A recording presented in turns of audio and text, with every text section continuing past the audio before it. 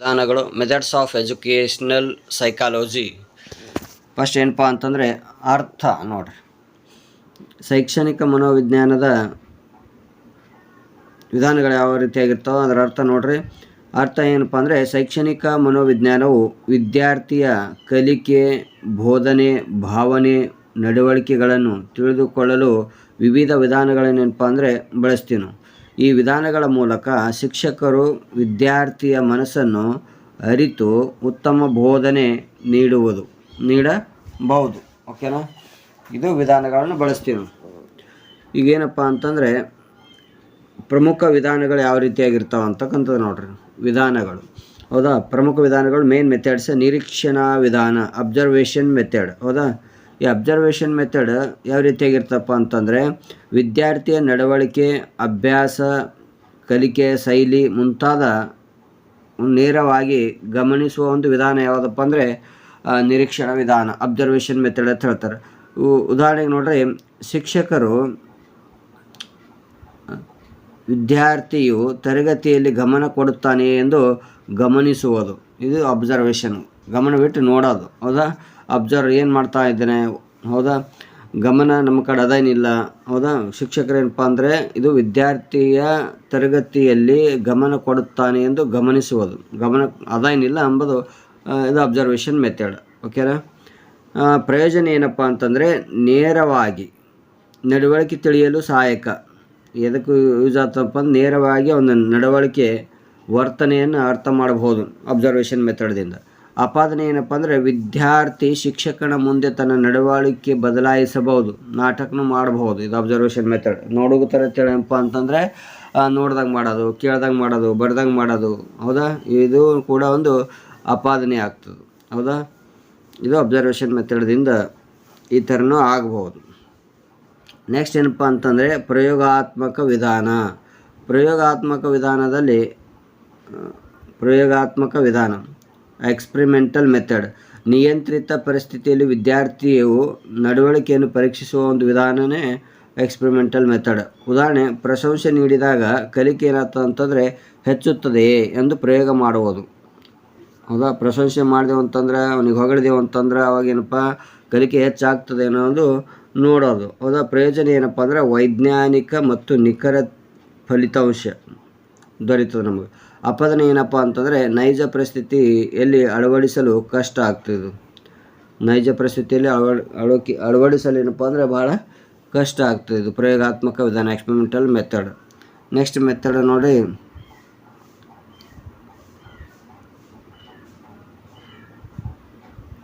Clinical method. ನೋಡ್ರಿ, clinical method ವಿದ್ಯಾರ್ಥಿಯ ವೈಯಕ್ತಿಕ ಸಮಸ್ಯೆಗಳನ್ನು ಪತ್ತೆ ಹಚ್ಚಿ ಪರಿಹಾರ ನೀಡುವ ಒಂದು ವಿಧಾನ ಯಾವುದಪ್ಪ ಅಂದರೆ ಕ್ಲಿನಿಕಲ್ ಮೆಥಡ್. ವಿದ್ಯಾರ್ಥಿಯಲ್ಲಿನ ವೈಯಕ್ತಿಕ ಸಮಸ್ಯೆಗಳೇನವ ಆ ಸಮಸ್ಯೆಯನ್ನು ಪತ್ತೆ ಹಚ್ಚಿ ಪರಿಹಾರ ನೀಡುವ ಒಂದು ವಿಧಾನವೇ ಕ್ಲಿನಿಕಲ್ ವಿಧಾನ. ಉದಾಹರಣೆ, ವಿದ್ಯಾರ್ಥಿ ಓದಿನ ಬಗ್ಗೆ ಭಯಪಡುತ್ತಿದ್ದರೆ ಅದರ ಮೂಲ ಕಾರಣ ಹುಡುಕುವುದು. ವಿದ್ಯಾರ್ಥಿ ಓದಿನ ಬಗ್ಗೆ ಏನಪ್ಪ ಅಂದರೆ ಅಂಜುಗುತ್ತಾನಂತಂದ್ರೆ ಅದರ ಮೂಲ ಕಾರಣ ಏನು ಎಂಬುದು ಹುಡುಕಾಡತಕ್ಕಂಥದ್ದೇ ಕ್ಲಿನಿಕಲ್ ಮೆಥಡ್. ಇದರ ಪ್ರಯೋಜನ ಏನಾಗ್ತದೆ ಅಂತಂದರೆ ವೈಯಕ್ತಿಕ ಸಲಹೆ ಮತ್ತು ಪರಿಹಾರ ಸಿಗುತ್ತೆ ನಮಗೆ. ವೈಯಕ್ತಿಕ ಸಲಹೆ ಮತ್ತು ಪರಿಹಾರ ಹುಡುಕಾಡ್ಬೋದು. ಹೌದಾ, ಇದರ ಆಪಾದನೆ ಏನಂದ್ರೆ ಸಮಯ ಹೆಚ್ಚು ಬೇಕಿದಕ್ಕೆ ಇದು ಮಾಡಬೇಕಾದ್ರೆ ಕ್ಲಿನಿಕಲ್ ಮೆಥಡ್ಗೆ ಹೆಚ್ಚಿಗೆ ಟೈಮ್ ತೊಗೋಗ್ತದೆ. ನೆಕ್ಸ್ಟ್ ಏನಪ್ಪ ಅಂದರೆ ಫೋರ್ತ್ ಒಂದು ನೋಡ್ರಿ, ಪರೀಕ್ಷಾ ವಿಧಾನ ಟೆಸ್ಟಿಂಗ್ ಮೆಥಡ್. ವಿದ್ಯಾರ್ಥಿಯ ಬುದ್ಧಿಮಟ್ಟ, ಸ್ಮರಣೆ, ಕೌಶಲ್ಯ ಮತ್ತು ಆಸಕ್ತಿಯನ್ನು ಅಳೆಯಲು ವಿವಿಧ ಮನೋವೈಜ್ಞಾನಿಕ ಪರೀಕ್ಷೆಗಳನ್ನು ಬಳಸುವುದು. ಯಾವ್ಯಾವಪ್ಪ ಅಂತಂದರೆ IQ ಟೆಸ್ಟ್ ಮಾಡ್ಬೋದು, ಅಪ್ಟಿಟ್ಯೂಡ್, ಅಚೀವ್ಮೆಂಟ್ ಟೆಸ್ಟ್, ಇವೆಲ್ಲನೂ ಕೂಡ ಪರೀಕ್ಷಾ ವಿಧಾನದಿಂದ ಟೆಸ್ಟಿಂಗ್ ಮೆಥಡ್ ಅಂತ ಅಂತಾರೆ. ಹೌದಾ, ಇದು ಪರೀಕ್ಷಾ ವಿಧಾನದಿಂದ ಮಾಡ್ಬೋದು.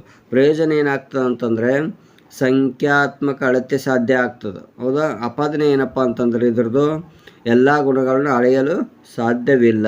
ಪರೀಕ್ಷಾ ವಿಧಾನದಿಂದ ಏನಪ್ಪ ಅಂದರೆ ಎಲ್ಲ ಗುಣಗಳನ್ನು ತಿಳ್ಕೊಕ್ಕೆ ನಮ್ಗೆ ಸಾಧ್ಯ ಆಗಂಗಿಲ್ಲ. ನೆಕ್ಸ್ಟ್ ಏನಪ್ಪ ಅಂತಂದರೆ ಸಮಾಲೋಚನಾ ವಿಧಾನ. ನೋಡ್ರಿ, ಸಮಾಲೋಚನಾ ವಿಧಾನ. ಹೌದಾ, ಸಮಾಲೋಚನಾ ಕೇಸ್ ಸ್ಟಡಿ ಮೆಥಡ್ ಅಂತಂದರೆ ಒಬ್ಬ ವಿದ್ಯಾರ್ಥಿಯ ಜೀವನದ ಎಲ್ಲ ಅಂಶಗಳನ್ನು, ಮನೆ, ಶಾಲೆ, ಸ್ನೇಹಿತರು, ಸ್ವಭಾವ ಇವೆಲ್ಲವನ್ನು ವಿಶ್ಲೇಷಿಸುವ ಒಂದು ವಿಧಾನವೇ ಸಮಾಲೋಚನಾ ವಿಧಾನ. ಉದಾಹರಣೆ ನೋಡಿ, ಓದಿನಲ್ಲಿ ಮುಂದುಳಿದ ವಿದ್ಯಾರ್ಥಿಯ ಬಗ್ಗೆ ಸಂಪೂರ್ಣ ಅಧ್ಯಯನ ಮಾಡೋದು. ಹೌದಾ, ಪ್ರಯೋಜನ ಆಳವಾದ ಮಾಹಿತಿ ದೊರಕುತ್ತದೆ. ಅಪಾದನೆ ಏನಂದರೆ ಹೆಚ್ಚು ಸಮಯ ಬೇಕು. ಇದು ಸಮಾಲೋಚನೆ ಅಂತ. ಕೇಸ್ ಸ್ಟಡಿ ಮಾಡೋದ್ರಿಂದ ಹೆಚ್ಚಿಗೆ ಸಮಯ ಆಳವಾದ ಮಾಹಿತಿ ಸಿಗುತ್ತದೆ. ನೆಕ್ಸ್ಟ್ ಏನಪ್ಪ ಅಂತಂದರೆ ಸಮಾಲೋಚನೆ ಅಥವಾ ಸಂದರ್ಶನ ವಿಧಾನ ನೋಡ್ರಿ. ಸಂದರ್ಶನ ಏನಪ್ಪ ಅಂತಂದರೆ ಇಂಟರ್ವ್ಯೂ ಮೆಥಡ್ ಎದಕ್ಕಂತಾರೆ ಅಂತಂದರೆ ಪೋಷಕರು ಅಥವಾ ಶಿಕ್ಷಕರೊಂದಿಗೆ ನೇರವಾಗಿ ಮಾತನಾಡಿ ಮಾಹಿತಿ ಪಡೆಯೋದು. ಹೌದಾ, ಇದಕ್ಕೆ ಇಂಟರ್ವ್ಯೂ ಮೆಥಡ್ ಅಂತಾರೆ. ಉದಾಹರಣೆ ಏನಪ್ಪ ಅಂದರೆ ಈ ಥರ ಮಾಡೋದ್ರಿಂದ ಏನಾಗ್ತಂದರೆ ವಿದ್ಯಾರ್ಥಿಯ ಆಸಕ್ತಿಗಳು ಮತ್ತು ಸಮಸ್ಯೆಗಳ ಬಗ್ಗೆ ನೇರವಾಗಿ ವಿಚಾರಿಸಬಹುದು.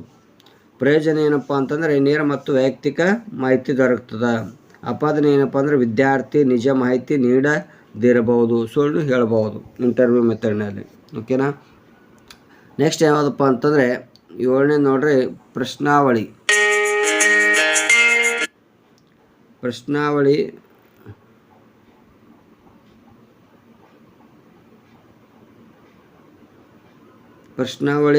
ವಿಧಾನ ನೋಡ್ರಿ.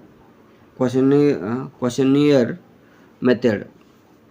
ಪ್ರಶ್ನಾವಳಿ ವಿಧಾನದಲ್ಲಿ ಏನಪ್ಪ ಅಂದರೆ ನಿರ್ದಿಷ್ಟ ಪ್ರಶ್ನೆಗಳ ಮೂಲಕ ವಿದ್ಯಾರ್ಥಿ ಅಥವಾ ಪೋಷಕರಿಂದ ಮಾಹಿತಿ ಸಂಗ್ರಹಿಸುವ ಒಂದು ವಿಧಾನ. ವಿದ್ಯಾರ್ಥಿ ಏನು ಮಾಡ್ಬೋದಪ್ಪ ಅಂದರೆ ಪೋಷಕರಿಂದ ಮಾಹಿತಿ ಸಂಗ್ರಹಿಸುವ ಒಂದು ವಿಧಾನನೇ ಪ್ರಶ್ನಾವಳಿ ವಿಧಾನ.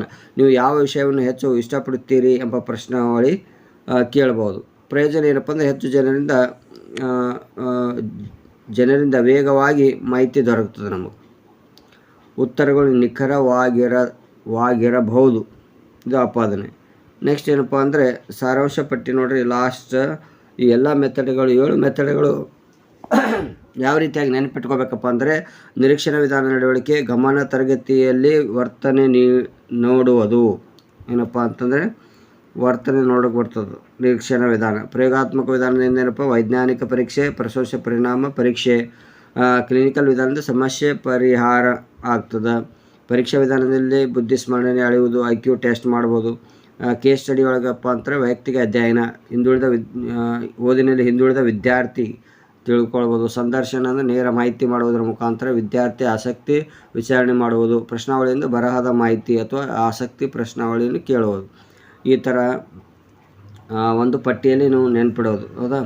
ಒಂದು ಸಾಲಿನ ನೆನಪಿನ ಟ್ರಿಕ್ ಯಾವುದಪ್ಪ ಅಂದರೆ ನಿರೀಕ್ಷೆ, ಪ್ರಯೋಗ, ಕ್ಲಿನಿಕಲ್ ಪರೀಕ್ಷೆ, ಕೇಸ್, ಸಂದರ್ಶನ, ಪ್ರಶ್ನೆ. ಹೌದಾ. ಇದೇನಪ್ಪ ಅಂದರೆ ಒಂದೇ ಲೈನ್ನಲ್ಲಿ ನೀವು ನೆನಪಿಡ್ತಕ್ಕಂಥದ್ದು ಒಂದು ಟ್ರಿಕ್ ಇದು. ಹೌದಾ. ಒಂದೇ ಸಾಲಿನ ನೀ, ಪ್ರ, ಕ್ಲಿ, ಪರಿ, ಕೆ, ಸಂ, ಪ್ರ ಅಂತ ನೆನಪಿಟ್ಕೊಂಡು ಇಡ್ಬೋದು ಶಾರ್ಟ್ಕಟ್ದ ಫಸ್ಟ್ ಅಕ್ಷರಗಳು.